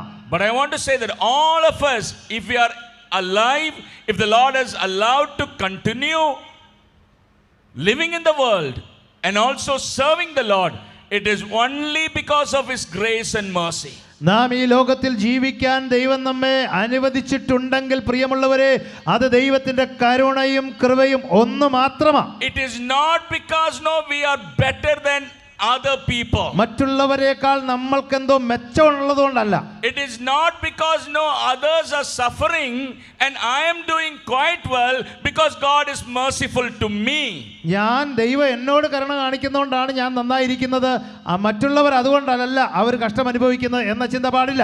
We should never be taking that position of God in judging other people. നാം ഒരിക്കലും മറ്റുള്ളവരെ ആ നിലയിൽ വിധിക്കുന്ന ഒരു സ്ഥാനം ജീവിതത്തിൽ എടുക്കാൻ പാടില്ല. Because the Bible very clearly says you will never know what the Lord is doing in another man's life. കാരണം വേദപുസ്തകം വളരെ വ്യക്തമായി പറയുന്നു, മറ്റുള്ളവന്റെ ജീവിതത്തിൽ ദൈവം എങ്ങനെ ഇടപെടുന്നു എന്നുള്ളത് നമുക്കറിയില്ല. Shimei thought this is the end of David. Shimei വിചാരിച്ചത് ഇത് ദാവീദിന്റെ അവസാനമാണ്. Now he is leaving Jerusalem. He will never come back to Jerusalem. അവനിപ്പോ യെരുശലേമിൽ നിന്ന് പോന്നിരിക്കുക, ഇനി ഒരിക്കലും തിരിച്ച് അവിടേക്ക് പോകില്ല എന്ന് അവൻ വിചാരിച്ചു. But 3 chapters down the line we see David returning back to Jerusalem, and Shimei goes and falls down before David saying, please forgive me. എന്നാൽ 3 അധ്യായം താഴേക്ക് വായിച്ചു വരുമ്പോൾ കാണുന്നത് എന്താ? ദാവീദ് യെരുശലേമിലേക്ക് തിരിച്ചു വന്നു. ശിമയി ദാവീദിന്റെ അടുക്കൽ ചെന്ന് അവന്റെ കാലേ വീണ് കരയുന്നു. God was doing something in David's life. ദൈവം ദാവീദിന്റെ ജീവിതത്തിൽ എന്തൊക്കെയോ ചെയ്യുകയായിരുന്നു. Yes, he went through all those difficult times in life. ആ കഷ്ടങ്ങളിലൂടെ എല്ലാം അവൻ കടന്നു പോവുകയായിരുന്നു. But then now God was at work in his life. എന്നാൽ ദൈവം അവന്റെ ജീവിതത്തിൽ പ്രവർത്തിക്കുകയായിരുന്നു. Now moving on with the remaining time I have, I also want to spend a few minutes to talk about the ministry of restoration. തുടർന്നുള്ള സമയത്ത് ഞാൻ സംസാരിക്കാൻ ആഗ്രഹിക്കുന്നത് ഈ യഥാസ്ഥാപനത്തിന്റെ ശുശ്രൂഷയെക്കുറിച്ചാണ്. We live in a fallen world. We all know that. നാം ജീവിക്കുന്നതൊരു വീണുപോയ ലോകത്തിലാണ് എന്ന് നമുക്കറിയാം. We live with the fallen nature. നമുക്ക് ആ വീണ പോയ സ്വഭാവം നമ്മളിലുണ്ട്. That means any brother, any sister, that means including you and me, we could fall from grace. നിങ്ങൾക്കും എനിക്കും കൃപയിൽ നിന്ന് വീണു പോകാനുള്ള സാധ്യതയുമുണ്ട്. If the Bible very clearly talks about people like David and how they fell because of sin, it is not only a warning, it also tells us the reality that this could happen to any one of us. Bible വിളിച്ചു പറയുകയാണ്, ദാവീദിനെ പോലെയുള്ള മനുഷ്യര് അവർക്ക് തെറ്റിലകപ്പെട്ടവർ വീണു പോയെങ്കിൽ ഇതൊരു യാഥാർത്ഥ്യമാണ്, നമ്മളും വീണു പോകാനുള്ള സാധ്യതകളുണ്ട്. Now what to do when a fellow brother or sister falls from grace, commits some grave sin, and he is living like that? ഗുരുതരമായ ഒരു പാപം ഒരു സഹോദരനോ സഹോദരിയോ ചെയ്ത് തെറ്റിലകപ്പെട്ടു പോയാൽ എന്താണ് ചെയ്യേണ്ടത്? Galatians chapter 6 verse 1. ഗലാത്യ ലേഖനം 6 അധ്യായം 1 വാക്യത്തിൽ വായിക്കുന്നു, Brothers, if anyone is caught in any transgression, സഹോദരന്മാരെ, ഒരു മനുഷ്യൻ വല്ല തെറ്റിലും അകപ്പെട്ടു പോയെങ്കിൽ you who are spiritual should restore him in a spirit of gentleness. ആത്മികരായ നിങ്ങൾ അങ്ങനെയുള്ളവനെ സൗമ്യതയുടെ ആത്മാവിൽ യഥാസ്ഥാനപ്പെടുത്തുവിൻ. So here Paul very clearly says what the spiritual people should be doing. ആത്മികരായ നിങ്ങൾ, ആത്മികരായ ആളുകൾ എന്ത് ചെയ്യണമെന്ന് പൗലോസ് വ്യക്തമായി പറയുന്നു. And with what attitude it should be done, that is also mentioned there. ഏത് മനോഭാവത്തിലാണ് ഇത് ചെയ്യേണ്ടത് അതും അവിടെ പറഞ്ഞിട്ടുണ്ട്. Do it with the spirit of gentleness. സൗമ്യതയുടെ ആത്മാവിൽ ചെയ്യണം. Now when I think of an example for the ministry of restoration, what comes to my mind is how Nathan the prophet restored David back to God. പുനഃസ്ഥാപന ശുശ്രൂഷയോടുള്ള ബന്ധത്തിൽ ഞാൻ ചിന്തിക്കുമ്പോൾ എൻ്റെ മനസ്സിലേക്ക് വരുന്ന ഒരു ഉദാഹരണം നാഥാൻ പ്രവാചകൻ ദാവീദിനെ പുനഃസ്ഥാപിച്ച കാര്യമാണ്. Now we know what happened to David. ദാവീദിന് എന്ത് സംഭവിച്ചുവെന്ന് നമുക്കറിയാം. 2 Samuel chapter 11 elaborately talks about it. 2 ശമൂവേലിന്റെ പുസ്തകം 11 അധ്യായത്തിൽ വിശദമായി അത് പറഞ്ഞിട്ടുണ്ട്. Squarely David was responsible for his sin. അവന്റെ പാപത്തിന് ദാവീദ് ഉത്തരവാദിയായിരുന്നു. For the adultery and also for the murder and all other accounts, David was guilty. ദാവീദ് ചെയ്ത പാപം, കൊലപാതകവും വ്യഭിചാരവും അടക്കമുള്ള സകല പാപത്തിനും ദാവീദിന്റെ മേൽ കുറ്റമുണ്ട്. And we know that David was successfully hiding it from others. എന്നാൽ നമുക്കറിയാം വളരെ വിജയകരമായി ദാവീദ് അതിൽ ഒളിച്ചിരിക്കുകയാണ്.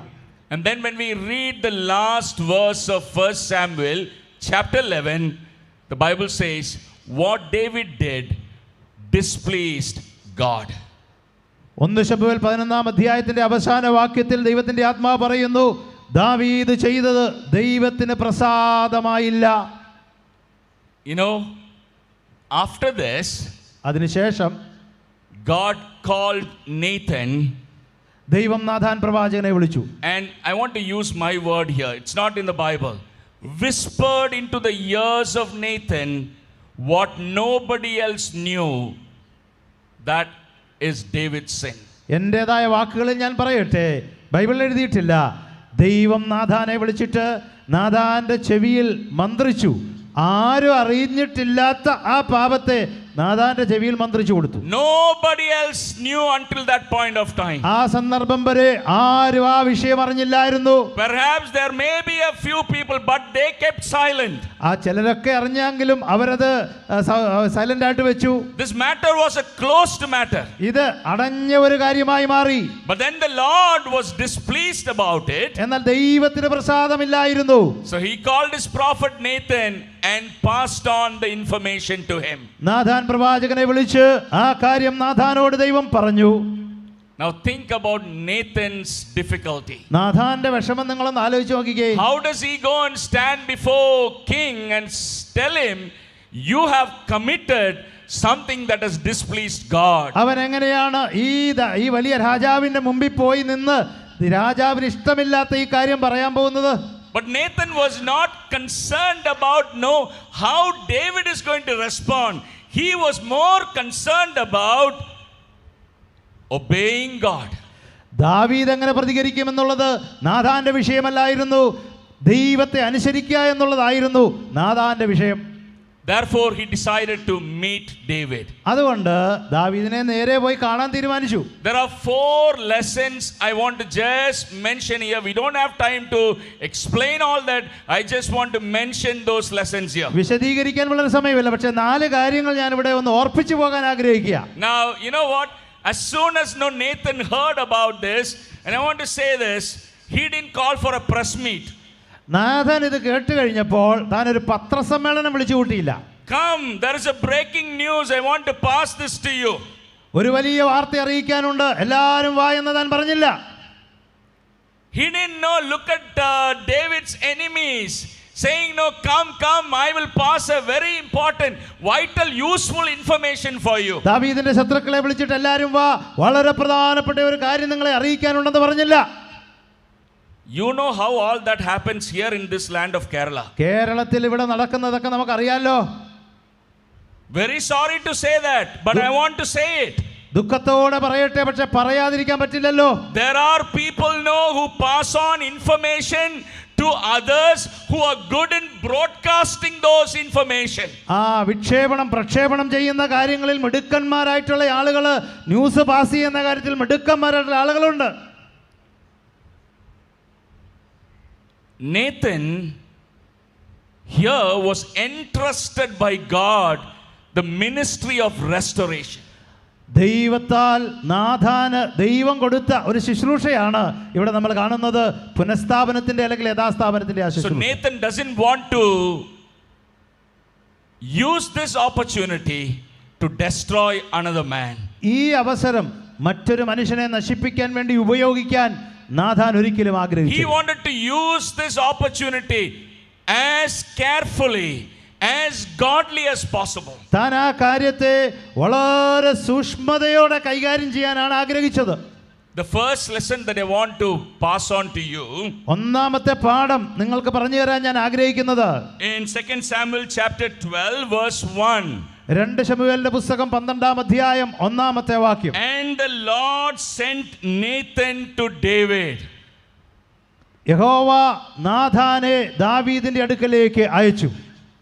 Brothers and sisters, when we are involved in the ministry of correcting somebody, when we are involved in the ministry of confronting somebody's sin, we need to make sure we are sent by the Lord for that task. ആരെയെങ്കിലും തെറ്റിലകപ്പെട്ടു പോയ വ്യക്തിയെ തിരുത്തുക, യഥാസ്ഥാനപ്പെടുത്തുന്ന ശുശ്രൂഷയിൽ നമ്മളായിരിക്കുമ്പോൾ നമ്മൾ ഓർത്തിരിക്കേണ്ട ഒരു കാര്യം, ദൈവം അയച്ചതാണ് എന്നുള്ള കാര്യം ഓർക്കണം. We need to check our motive. നമ്മുടെ ലക്ഷ്യമെന്താ അതൊന്ന് പരിശോധിക്കണം. We need to prayerfully ask God for wisdom. പ്രാർത്ഥനയോടുകൂടെ ആ വിഷയത്തിൽ ദൈവജ്ഞാനത്തിന് വേണ്ടി നമ്മൾ ആഗ്രഹിക്കണം. Because if we don't handle it properly, this is going to destroy another man's life, his family, and the impact of that will also destroy the assembly. കാരണം അതിനെക്കുറിച്ച് നമുക്ക് ശരിയായിട്ട് അറിയത്തില്ലെങ്കിൽ അതിൻ്റെ അനന്തര ഫലമെന്ന് പറയുന്നത്, പ്രിയമുള്ളവരെ, അതൊരു സഭയെ തന്നെ നശിപ്പിക്കുന്നതിലേക്ക് പോകും. For Nathan, he wanted to take up this task because he realized this displeased God. Nathan ഈ ഉത്തരവാദിത്വം ഏറ്റെടുക്കുവാൻ ആഗ്രഹിച്ചതിൻ്റെ കാരണം ഈ പ്രവൃത്തി ദൈവത്തെ പ്രസാദിപ്പിച്ചില്ല എന്ന് താൻ മനസ്സിലാക്കിയതുകൊണ്ടാണ്. Not because David hurt his ego. ദാവീദ് തൻ്റെ ആ ഈഗോയെ, ആ അഹംഭാവത്തെ വേദനിപ്പിച്ചതുകൊണ്ടല്ല. It is because God found this displeasing in his sight. ദൈവത്തിന് ആ കാര്യത്തിൽ അപ്രീതി ഉണ്ടായി എന്ന് Nathan മനസ്സിലാക്കിയതുകൊണ്ടാണ്. And God wanted him to go and meet with David. അതുകൊണ്ട് നാഥാൻ ദാവീദിനെ പോയി കാണണമെന്ന് ദൈവം ആഗ്രഹിച്ചു. The second lesson I want to just pass on. രണ്ടാമത്തെ പാഠം ഞാൻ പറയാൻ ആഗ്രഹിക്കുന്നത്, let it be a private affair. ഇത് ഒരു രഹസ്യ കാര്യമായിരിക്കണം. Chapter 12 verse 1. 12-ാം അധ്യായം 1-ാം വാക്യം. And the Lord sent Nathan to David. യഹോവ നാഥാനെ ദാവീദിന്റെ അടുക്കൽ അയച്ചു. And look at verse 15. 15-ാം വാക്യം നോക്കിക്കേ. 2 ശമൂവേൽ 12:15. Then Nathan went to his house. അതിനുശേഷം നാഥാൻ അവന്റെ വീട്ടിലേക്ക് പോയി. Nathan was sent to David by God. ദൈവത്താൽ നാഥാൻ ദാവീദിന്റെ അടുക്കലേക്ക് അയക്കപ്പെട്ടു. After this ministry was done, Nathan went back to his house. ആ ശുശ്രൂഷ തികച്ച ശേഷം നാഥാൻ തന്റെ വീട്ടിലോട്ട് പോയി. There are only 3 people who are involved in this. ഇവിടെ 3 ആളുകളെ ഇതിന്റെ അകത്ത് ഇടപെട്ടിട്ടുള്ളൂ. 1 David, 1 ദാവീദ്, 2 Nathan, 2 നാഥാൻ, 3rd God. 3 ദൈവം. And I want to say, ഞാൻ പറയട്ടെ, many a time the ministry of restoration does not really bring about the desired result. That is because it is not done in a way that pleases God. പലപ്പോഴും ദൈവത്തെ പ്രസാദിപ്പിക്കുന്നത് പോലെ ഈ ശുശ്രൂഷ, യഥാസ്ഥാപന ശുശ്രൂഷ ചെയ്യാത്തത് കൊണ്ട് വേണ്ട നിലയിൽ പലപ്പോഴും അതിൻ്റെ ഫലം ഉണ്ടാകുന്നില്ല. Confrontation and correction for Nathan, it was to restore David, not to humiliate him in front of other people. Nathan ദാവീദിനെ അഭിമുഖീകരിച്ചതും തിരുത്തിയതുമെല്ലാം മറ്റുള്ളവരുടെ മുമ്പിൽ അവനെ താഴ്ത്തിക്കാട്ടാനല്ലായിരുന്നു, നേരെ മറിച്ച് അവനെ യഥാസ്ഥാനപ്പെടുത്തുവാനായിരുന്നു. In Matthew chapter 18, Christ clearly laid the guidelines for us. മത്തായിയുടെ സുവിശേഷം 18-ാം അധ്യായത്തിൽ യേശുക്രിസ്തു വളരെ വ്യക്തമായി മാർഗ്ഗനിർദ്ദേശം ഈ വിഷയത്തോടുള്ള ബന്ധത്തിൽ കൊടുക്കുന്നുണ്ട്. First, you come to know something about another brother or sister that is displeasing to God, you go in private, meet with that person. ദൈവത്തിന് പ്രീതിയല്ലാത്ത ഏതെങ്കിലും ഒരു കാര്യം സഹോദരനോ സഹോദരിയോ ചെയ്താൽ നിങ്ങൾ എന്താണ് ചെയ്യേണ്ടത്? ആദ്യ രഹസ്യമായിട്ടാണ് നിങ്ങൾ ഡീൽ ചെയ്യേണ്ടത്. Sometimes it's very funny. ചിലപ്പോൾ വളരെ വിഷമം തോന്നും. Today we have social media. നമുക്കിന്ന് സമൂഹ മാധ്യമങ്ങളൊക്കെ ഉണ്ട്. So many a time, what happens, they will write like this brother who lives in this part of Kerala, this brother who is from this background, this brother who has got 2 children. They will not mention the name, but every other detail will be given, because you know what? They want to use this opportunity to publicly humiliate, destroy another person. പലപ്പോഴും നമ്മൾ കാണാറുണ്ട്, ചില ആളുകൾ എഴുതുന്നത് പേര് മാത്രം എഴുതത്തില്ല, ബാക്കി എല്ലാം എഴുതും. അദ്ദേഹത്തിൻ്റെ പശ്ചാത്തലവും അദ്ദേഹത്തിൻ്റെ മക്കൾ എത്ര പേരുണ്ട്, വീട് എവിടെയാണ്, സ്ഥലം എവിടെയാണ്, ഇതെല്ലാം എഴുതും. പേര് മാത്രം പറയത്തില്ല, ബാക്കി എല്ലാം പറയും. എന്തിനാ ഇങ്ങനെ എഴുതുന്നത്? ആ വ്യക്തിയെ എങ്ങനെയെങ്കിലും ഇകഴ്ത്തി കാണിക്കേണ്ടതിനാ. I want to ask you, brothers and sisters. ഞാൻ ചോദിക്കട്ടെ സഹോദരി സഹോദരന്മാരെ, Please don't think, no, I'm directly saying that you are involved in it. I'm not saying that. ഞാൻ നേരിട്ട് നിങ്ങളത് ചെയ്തു എന്ന് പറയുകയല്ല. But we all know that people in the assemblies also do these things. എന്നാൽ നമുക്കറിയാം സ്ഥലം സഭകളിലുള്ള പലരും ഇങ്ങനെ ചെയ്യുന്നത്.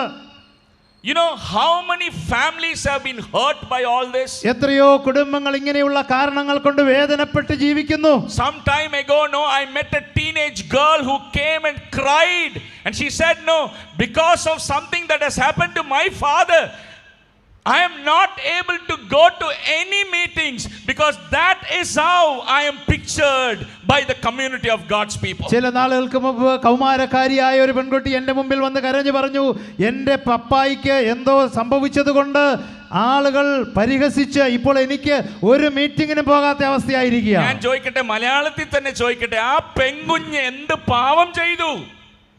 What did she do that? What sin she has committed? Think about it.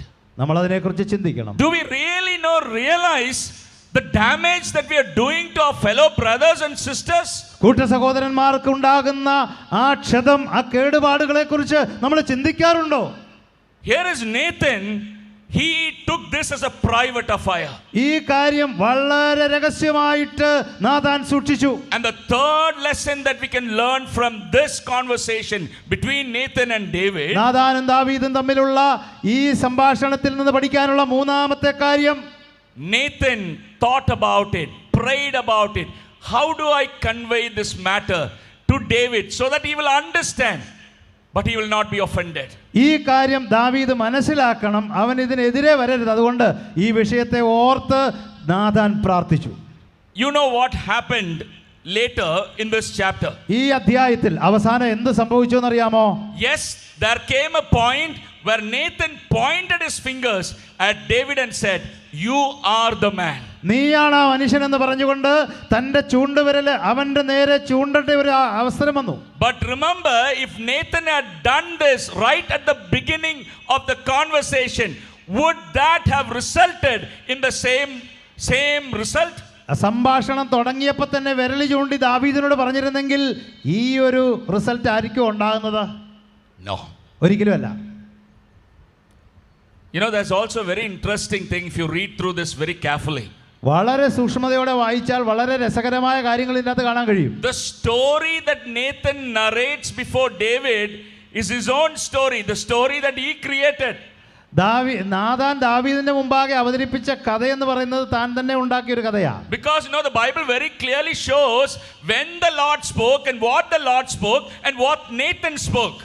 വേദപുസ്തകം വളരെ വ്യക്തമായി പറയുന്നു, ദൈവം എന്തൊക്കെ പറഞ്ഞു എന്ന് അവിടെ പറയുന്നുണ്ട്, നാഥാനും എന്തൊക്കെ പറഞ്ഞു എന്ന് അവിടെ പറയുന്നുണ്ട്. Now if you look at chapter 12 verse 7, 12-ാം അധ്യായം 7-ാം വാക്യം നമ്മൾ നോക്കുകയാണെങ്കിൽ, after telling the story, കഥ പറഞ്ഞതിന് ശേഷം, when David had realized what a grievous transgression was that, എത്ര ദുഃഖകരമായ ഒരു അകൃത്യമാണ് സംഭവിച്ചതെന്ന് ദാവീദിന് മനസ്സിലായപ്പോൾ, then Nathan looked at David in verse 7 and he said, "You are the man." അപ്പോൾ നാഥാൻ ദാവീദിനെ നോക്കി പറഞ്ഞത്, നീയാണ് ആ മനുഷ്യൻ. And then he begins, "Thus says the Lord." എന്നിട്ട് താൻ പറയാണ്, യഹോവ ഇപ്രകാരം അരുളി ചെയ്യുന്നു. And what follows are the words of God. പിന്നെ പറയുന്ന കാര്യങ്ങൾ ദൈവം പറഞ്ഞ കാര്യങ്ങളാ. So the story is Nathan's own story. ഇവിടെ നാഥാൻ തന്നെ ഉണ്ടാക്കിയ ഒരു കഥയാ പറയുന്നത്. I was thinking about it. ഞാൻ അതിനെക്കുറിച്ച് ചിന്തിക്കുകയായിരുന്നു. To bring about such a story that really made David realize the kind of crime that he has committed. All credit goes to Nathan. ദാവീദ് ചെയ്ത തെറ്റ് ബോധ്യമാകത്തക്ക നിലയിൽ ഒരു കഥ അങ്ങനെ ഉണ്ടാക്കി പറയണമെങ്കിൽ അതിന്റെ മുഴുവൻ credit നാഥാനുള്ളതാ. He would have carefully chosen his words. വളരെ സൂക്ഷ്മതയോടെ അവിടെ സംസാരിക്കുന്നു. Because all that he wanted to do was somehow arose that kind of repentance in David's heart. എങ്ങനെയെങ്കിലും ദാവീദിന് മാനസാന്തരം ഉണ്ടാക്കണമെന്നുള്ള ഒറ്റ ചിന്തയെ നാഥാനുള്ളൂ. But he also handled it with gentleness. എന്നാൽ വളരെ സൗമ്യതയുടെ ആത്മാവിൽ അത് ചെയ്തത്. The Bible talks about this in many places. ഈ കാര്യം വേദപുസ്തകത്തിൽ അനേക സ്ഥലങ്ങളിൽ പറഞ്ഞിട്ടുണ്ട്. Speak the truth in love. സ്നേഹത്തിൽ സത്യം സംസാരിക്കണം. And when the Bible talks about Christ, it very clearly says full of truth and full of grace. യേശുക്രിസ്തു കൃപയും സത്യവും നിറഞ്ഞവനായി നമ്മുടെ ഇടയിൽ പാർത്തു എന്ന് പറയുന്നു. And that means we as his children are also expected to have the same blend of truth and love, truth and grace. ദൈവമക്കൾ എന്നുള്ള നിലയിൽ നമ്മുടെ ജീവിതത്തിലും കർത്താവിൽ കണ്ട അതേ കാര്യം സത്യവും കൃപയും നമ്മളിലും നിറഞ്ഞു നിൽക്കണം. You know what? Let me say this. Some people take pride in saying, for me truth is the most important thing. ചില ആളുകൾ അഹങ്കാരത്തോടെ പറയാറുണ്ട്, എനിക്ക് ഏറ്റവും പ്രധാനപ്പെട്ടത് സത്യമാണ്. സത്യത്തിന് വേണ്ടി ഞാൻ എന്തും ചെയ്യും. I will do anything for truth. And there are people who say വെട്ടൊന്ന് തുണ്ട് രണ്ട്. വെട്ടൊന്ന് മുറി രണ്ടെന്നാണ്. ഞാൻ ഒരു കാര്യം പറയട്ടെ താഴ്മയോടെ, വെട്ടി വെട്ടി ലാസ്റ്റിൽ വെട്ടാൻ തുണ്ട് പോലും ഉണ്ടാവില്ല. അതാണ് അവസ്ഥ. In many assemblies, അനേക സഭകളിലും where grace and love is missing, കൃപയും സ്നേഹവും കാണാനേ ഇല്ല. that is because people think that this ministry of restoration, correction can be done in that spirit of spiritual arrogance. ആത്മീക അഹങ്കാരത്തിൽ ഈ പുനഃസ്ഥാപന ശുശ്രൂഷയൊക്കെ ചെയ്യാന്ന അനേക സഭകളിൽ ആളുകൾ ചിന്തിക്കുന്നത്. Yes, truth is important. സത്യം പ്രധാനപ്പെട്ടത് തന്നെയാണ്. You don't have to compromise on truth. നാം ഒരു നിലയിലും സത്യത്തെ അനുരഞ്ജനത്തിലേക്ക് വരുന്ന കാര്യമില്ല. Nathan did not compromise on the truth. Nathan ഒരു ഒത്തുതീർപ്പിന് തയ്യാറായിരുന്നില്ല. He very clearly, boldly said, you are that person. നീ തന്നെയാണ് ആ വ്യക്തി എന്ന് വളരെ വ്യക്തമായി നാഥാൻ പറഞ്ഞു. But then he was able to handle David in a gentle way.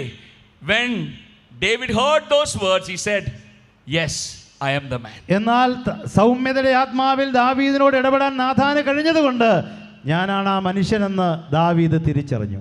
And you know what? The goal of restoration ministry, as the word itself says, is to restore a fallen person. പുനഃസ്ഥാപനം അല്ലെങ്കിൽ യഥാസ്ഥാപനത്തിന്റെ ശുശ്രൂഷയുടെ ലക്ഷ്യമെന്ന് പറയുന്നത് തിരുവെഴുത്ത് പറയുന്നത് പോലെ ആ വ്യക്തിയെ യഥാസ്ഥാനപ്പെടുത്തുക എന്നത് തന്നെ ആയിരിക്കണം. That's the fourth lesson we can learn from this chapter, 2 Samuel chapter 12. 2 ശമൂവേൽ 12-ാം അധ്യായത്തിൽ നിന്ന് പഠിക്കാനുള്ള നാലാമത്തെ പാഠം അതാണ്. Towards the end, അവസാനമായിട്ട് പറഞ്ഞാൽ, he passed on the judgment of God to David. ദാവീദിന്റെ മേൽ വരാനിരിക്കുന്ന ന്യായവിധി അവിടെ പറഞ്ഞു. But at the same time, Nathan was able to tell David, God has forgiven your sin. എന്നാൽ അതേ സമയത്ത് നാഥാൻ ദാവീദിനോട് പറഞ്ഞു, ദൈവം നിന്നോട് ക്ഷമിച്ചു. God has forgiven. You are not going to die. നീ മരിക്കത്തില്ല, ദൈവം നിന്നോട് ക്ഷമിച്ചു. God is willing to restore you back. ദൈവം നിന്നെ പുനഃസ്ഥാപിക്കാൻ ആഗ്രഹിക്കുന്നു. You know, this fallen man, after the fall, after he was restored, continued to serve the purpose of God. ഈ വീണുപോയ മനുഷ്യൻ പിന്നീട് യഥാസ്ഥാനപ്പെടുത്തിയതിനു ശേഷം ദൈവത്തിന്റെ ഉദ്ദേശ നിവൃത്തിക്കായി പിന്നീട് താൻ ജീവിച്ചു.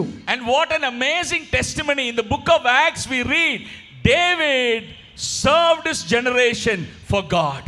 അപ്പോസ്തല പ്രവൃത്തികൾ അത്ഭുതകരമായി ദാവീദിനെ കുറിച്ച് പറഞ്ഞ സാക്ഷ്യം നമുക്കറിയാം. അവന്റെ തലമുറകളിൽ അവൻ ദൈവത്തെ സേവിച്ചു. Brothers and sisters, I want to conclude here. എന്റെ പ്രിയ സഹോദരീസഹോദരന്മാരെ, ഞാനിവിടെ ഉപസംഹരിക്കാൻ ആഗ്രഹിക്കുകയാണ്. Our God is a God of second chance. നമ്മുടെ ദൈവം രണ്ടാമതൊരു അവസരം കൊടുക്കുന്ന ദൈവമാണ്. The Bible is full of people who have fallen.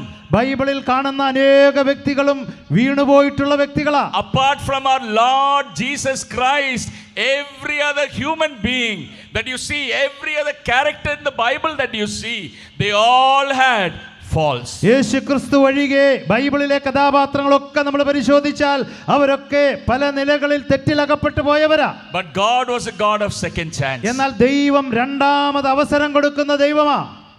We know this throughout the Bible. വേദപുസ്തകത്തിലുടനീളം നമുക്കത് കാണാൻ കഴിയുന്നുണ്ട്. And for me the most attractive passage is John chapter 8. യോഹന്നാന്റെ സുവിശേഷം 8-ാം അധ്യായമാണ് എനിക്ക് വളരെ രസകരമായി തോന്നിയിട്ടുള്ള, എന്നെ ആകർഷിച്ച ഒരു അധ്യായം. The woman who was caught in adultery. വ്യഭിചാരത്തിൽ പിടിക്കപ്പെട്ട സ്ത്രീ. And everybody, small children, including the elder generation, everyone around her, they wanted to stone her to death. എല്ലാവരും അവിടെ ചുറ്റി നിൽക്കുകയാണ്. കൊച്ചു പിള്ളേരുണ്ട്, യുവാക്കന്മാരുണ്ട്, വലിയവരുണ്ട്. അവളെ കൊല്ലണം, കല്ലെറിയണം, എല്ലാവരും അത് പറഞ്ഞുകൊണ്ട് നിൽക്കുക. They just needed one word from Jesus. യേശു കർത്താവ് ഒരൊറ്റ വാക്ക് അവരോട് പറയാൻ വേണ്ടി കാത്തു നിൽക്കുക. Everybody wanted to condemn her. എല്ലാവരും അവളെ ശിക്ഷിക്കാൻ നിൽക്കുക. Nobody wanted to give her a second chance. അവൾക്കൊരു രണ്ടാമതൊരു ചാൻസ് കൊടുക്കാൻ ആരുമില്ല. And towards the end, Jesus said, അവസാനം യേശു എന്ത് പറഞ്ഞു? I too, I'm not going to condemn you. ഞാനും നിന്നെ കുറ്റം വിധിക്കുന്നില്ല. Go, sin no more. പോക, ഇനി പാപം ചെയ്യരുത്. Our God is a God who gives second chances. നമ്മുടെ ദൈവം രണ്ടാമതൊരു അവസരം ദൈവം. And I believe that we as God's children, when another fellow brother or sister falls, we should also be willing to restore that person and give them a second chance in life. ദൈവത്തിന്റെ മക്കൾ എന്നുള്ള നിലയിൽ പ്രിയമുള്ളവരെ, നമ്മുടെ കൂട്ട സഹോദരനോ കൂട്ട സഹോദരി തെറ്റിലകപ്പെട്ടു പോയാൽ, വീണ് പോയാൽ, നമ്മൾ അവരെ സൗമ്യതയുടെ ആത്മാവിൽ യഥാസ്ഥാനപ്പെടുത്തേണ്ടതായിട്ടുണ്ട്. Don't chuck them out. അവരെ തള്ളിക്കളയരുത്. Yes, help them to repent and come back. അവർക്ക് മാനസാന്തരത്തിന് അവസരം കൊടുക്കുകയും മടങ്ങി വരാൻ അവരെ അനുവദിക്കുകയും ചെയ്യണം. Build them up. അവരെ പണിതെടുക്കണം. And I want to conclude here by sharing with you one incident that happened in history. ചരിത്രത്തിൽ സംഭവിച്ച ഒരു കാര്യം പറഞ്ഞുകൊണ്ട് ഉപസംഹരിക്കാൻ ഞാൻ ആഗ്രഹിക്കുന്നു. There was this man of God by name Gordon MacDonald. Gordon MacDonald എന്ന് പറയുന്ന ഒരു ദൈവമനുഷ്യൻ. It is not William MacDonald, another person, Gordon MacDonald. ഇത് വില്യം മക്ഡൊണാൾഡ് അല്ല, ഗോർഡൻ മക്ഡൊണാൾഡ് എന്ന് പറയുന്ന വേറൊരാളാണ്. In the 1980s, he was one of the prominent evangelical leaders across the globe.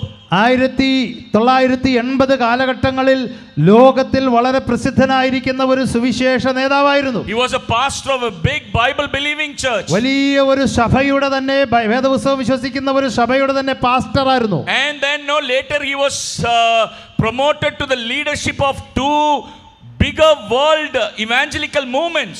വലിയ രണ്ട് ഇവാഞ്ചലിക്കൽ സമൂഹത്തിന്റെ ഒരു വലിയ നേതാവായിട്ട് പിന്നീട് തന്നെ ആക്കി വെച്ചു. He became the president of World Vision and also another ministry called InterVarsity Christian Fellowship. InterVarsity Christian Fellowship എന്ന് പറയുന്ന ഒരു മിഷനും വേൾഡ് വിഷൻ എന്ന് പറയുന്ന ഒരു മിഷന്റെയും പ്രസിഡന്റായിട്ട് അദ്ദേഹം അവരോധിക്കപ്പെട്ടു. And many of his books were read by people all across the world. ലോകം മുഴുവനും അദ്ദേഹത്തിന്റെ പുസ്തകം വായിക്കാത്തവരായിട്ട് ആരുമില്ല.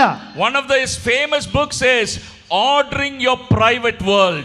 നിങ്ങളുടെ ഓർഡറിംഗ് യുവർ പ്രൈവറ്റ് വേൾഡ് എന്ന് പറയുന്ന ഒരു പ്രശസ്തമായ ഒരു പുസ്തകം താൻ എഴുതിയിട്ടുണ്ട്. But unfortunately, എന്നാൽ നിർഭാഗ്യം എന്ന് പറയട്ടെ, in 1987, 1987 he had his fall from grace. താൻ കൃപയിൽ നിന്ന് വീണു പോയി. He was caught in adultery. വ്യഭിചാരത്തിൽ താൻ പിടിക്കപ്പെട്ടു. And you know what happens when somebody is caught like that? അങ്ങനെ ഒരാൾ പിടിക്കപ്പെട്ടാൽ എന്ത് സംഭവിക്കുന്നു നിങ്ങൾക്കറിയാം. He voluntarily stepped down from all his ministry positions. എല്ലാ ശുശ്രൂഷയിൽ നിന്നും മനഃപൂർവ്വം താൻ താഴേക്ക് ഇറങ്ങി. And then he thought, no, that is the end of his life. താൻ വിചാരിച്ചു ഇതാണ് എൻ്റെ അവസാനം. He thought his family is now gone. തന്റെ കുടുംബം പോയി എന്ന് വിചാരിച്ചു. He thought, no, his whole life is now gone. തന്റെ ജീവിതം നശിച്ചു എന്ന് വിചാരിച്ചു.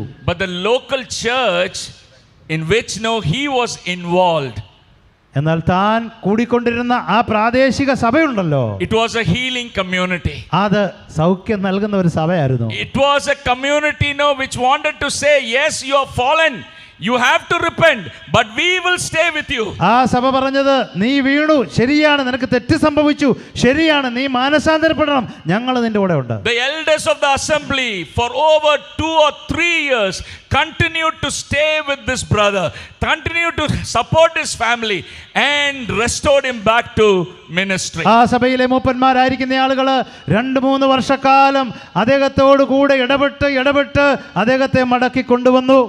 He came back as strong as he was in the beginning days. നേരത്തെ താൻ എത്രത്തോളം ശക്തനായിരുന്നു അത്രേ ശക്തനായിട്ട് ഈ മനുഷ്യൻ മടങ്ങി വന്നു. You can Google his name, Gordon MacDonald, and one of the books that he wrote after he came back, it is titled Rebuilding Your Broken World.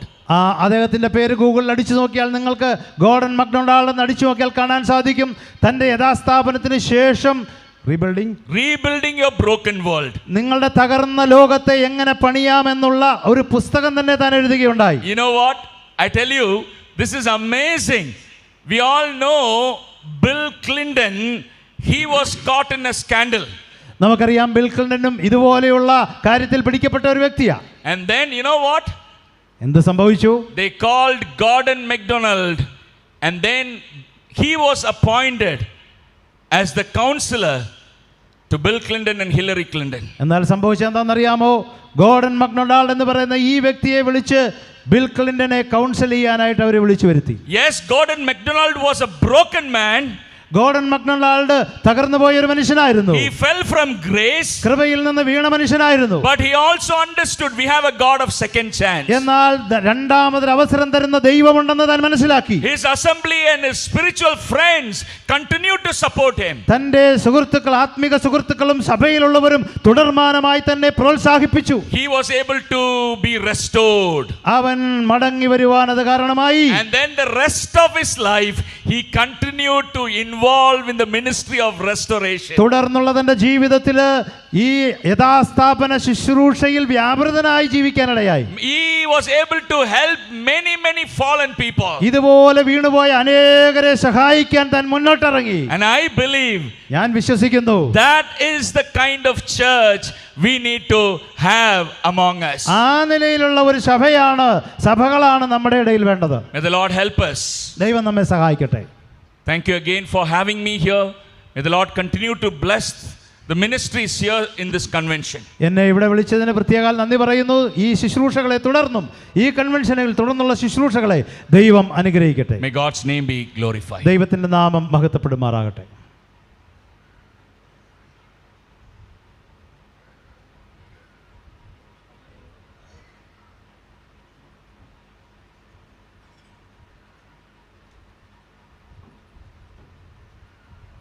കർത്താവിൻ്റെ നാമത്തിൽ നന്ദിയുടെ സ്തോത്രം.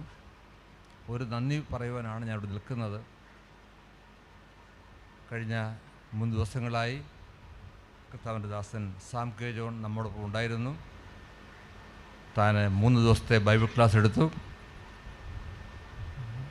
കൂടാതെ 1-2 യോഗങ്ങളിൽ സംബന്ധിച്ചു. പ്രിയദാസനോടുള്ള നന്ദി അറിയിക്കാനാണ് ഞാൻ ഇവിടെ നിൽക്കുന്നത്. അദ്ദേഹത്തിൻ്റെ പിതാവ് വായ് യോഹന്നാൻ തമിഴ്നാട്ടിൽ ആയക്കുടിയിൽ കർത്താവിന് വേല ചെയ്യുന്ന ഒരു ദാസനാണ്. അദ്ദേഹത്തിൻ്റെ മകനാണ് പ്രിയ സാം കെ ജോൺ. ആ കർത്താവ് ദാസനെ ഓർത്ത് ഞാൻ ദൈവത്തെ അദ്ദേഹത്തിൻ്റെ സ്വദേശം കുണ്ട്രയാണ്. കൊട്ടാരക്കര സഭയാണ് സ്പോൺസർ ചെയ്തിരിക്കുന്നത്. ആ നിലയിൽ ദീർഘനാളായി പ്രിയ പിതാവ് തമിഴ്നാട്ടിലായിരിക്കുന്നു. കഴിഞ്ഞ 3 ദിവസം നാം കേട്ട ബൈബിൾ ക്ലാസ് നമുക്കെല്ലാവർക്കും നമ്മെ തന്നെ പുനഃപരിശോധിക്കുവാൻ ഒരവസരമായി തീർന്ന് ഞാൻ പൂർണ്ണ വിശ്വസിക്കുന്നു. ഓൺലൈനിലുള്ള കമൻസൊക്കെ നാം കാണുന്നുണ്ട്. അനേകർ ഈ മെസ്സേജുകൾ കേട്ടുകൊണ്ടിരിക്കുകയായിരുന്നു. നാം കേട്ട് പരിചയമുള്ള വിഷയമാണെന്ന് വരിയിലും ഒരു പുതിയ രീതിയിൽ അവതരിപ്പിച്ചപ്പോൾ നമ്മെ തന്നെ തിരിഞ്ഞു നോക്കുവാനും നമ്മുടെ കുറവുകൾ കാണുവാനും തക്കവണ്ണം ദൈവത്തെ ആക്കി നിർത്തി ഞാൻ ദൈവത്തെ സ്തുതിക്കുന്നു. On behalf of the convention committee, I sincerely extend our thanks to Evangelist Sam K. John. I request him to keep this ministry in your prayers, and we will continue to pray for you. Thank you very much. ദൈവം ശ്രീദാസ് അനുഗ്രഹിക്കേണ്ട പ്രാർത്ഥിച്ചുകൊണ്ട് ഞാൻ നിർത്തും. ദൈവനാമം വാഴ്ത്തപ്പെടുമാറാകട്ടെ.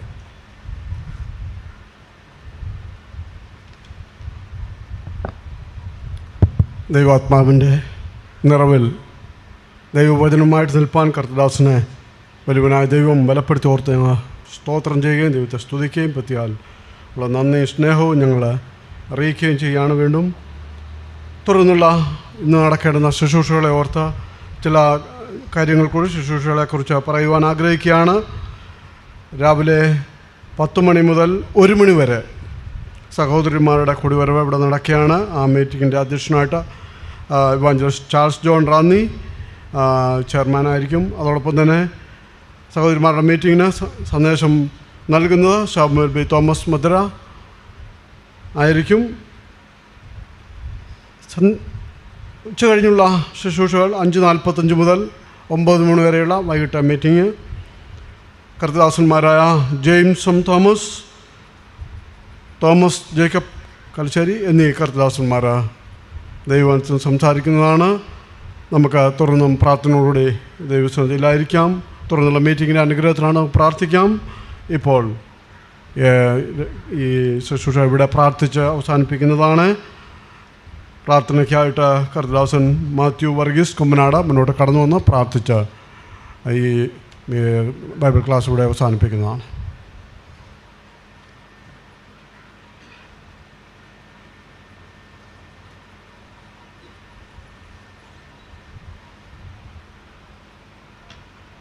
നമുക്ക് പ്രാർത്ഥിക്കാം.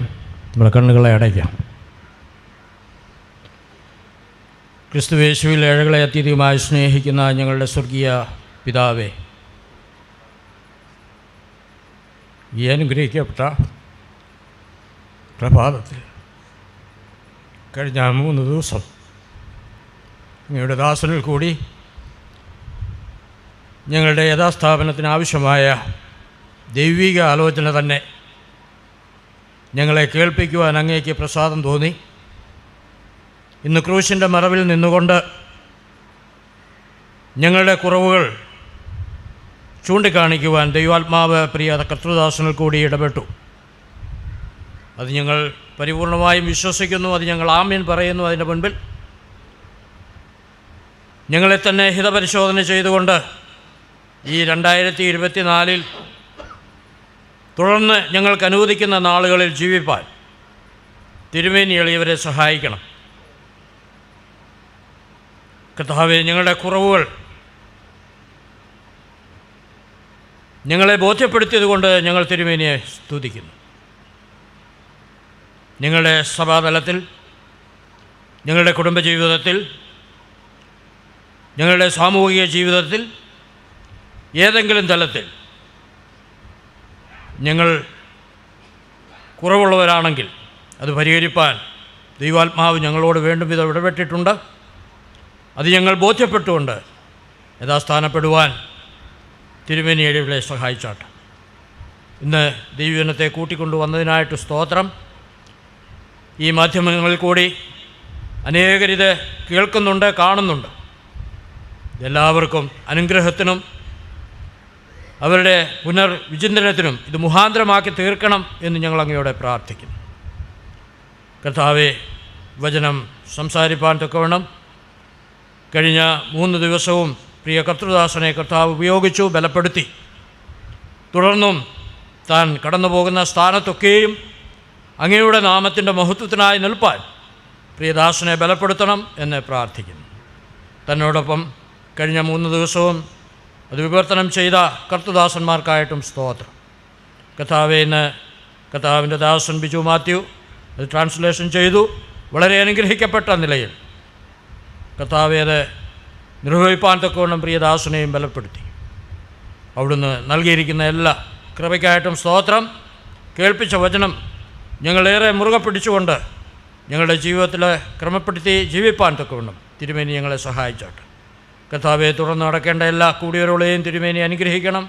പ്രത്യേകാലം ഇന്ന് 10 മണി മുതൽ സഹോദരിമാരുടെ കൂടിവരവ് നടക്കേണ്ടതായിട്ടുണ്ട്. അത് അനുഗ്രഹകരമാക്കി തീർക്കണം. ദേശത്തിൻ്റെ വിവിധ ഭാഗങ്ങളിൽ നിന്ന് കടന്നു വരുന്ന സഹോദരന്മാരെ തിരുമേനി അനുഗ്രഹിക്കണം. പ്രത്യേകിച്ച് അതിൻ്റെ അധ്യക്ഷത വഹിക്കുന്ന കർത്തൃദാസനെയും വചനം ഘോഷിക്കുന്ന അങ്ങയുടെ ഭൃത്യനെയും അവിടുത്തെ ബലമുള്ള കരങ്ങളിൽ ഏൽപ്പിക്കുകയാണ്.